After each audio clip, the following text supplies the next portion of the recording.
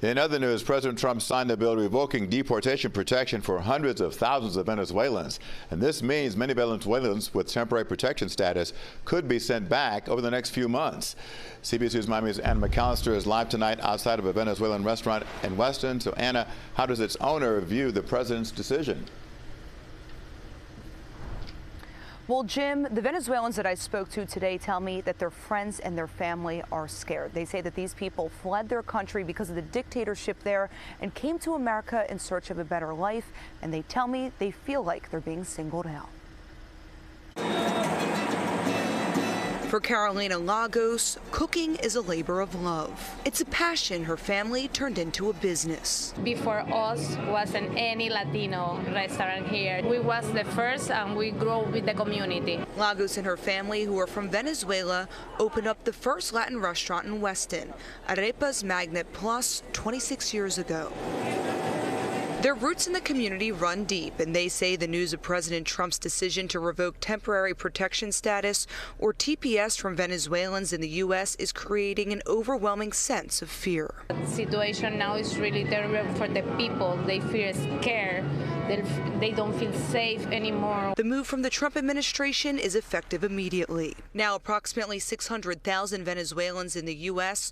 are at risk of being deported. They are terrified.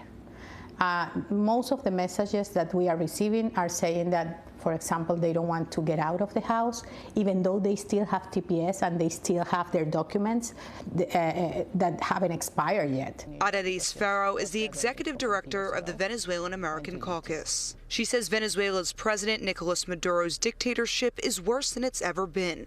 And she says President Trump's decision isn't just targeting violent criminals. They decided to abandon the only people that actually decided to go legal, ask for a work permit, pay for a work permit, pay taxes, formally speaking, and legally try to have a life in the United States. They are not criminals. In order for you to get TPS, you get a background check, a very, very thoroughly background check. We asked both Farrow and Lagos if they feel like the Trump administration is singling out the Venezuelan community. Yes, I feel that it's not fair. The decision that he's making is taking apart families. Yes. When they need us, they use us, and they use our pain and our crisis to get their votes that they need for political gain.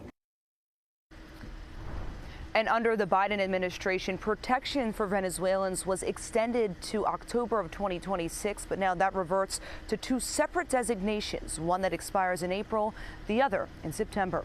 But for now, reporting from Weston, Anna McAllister, CBS News, Miami.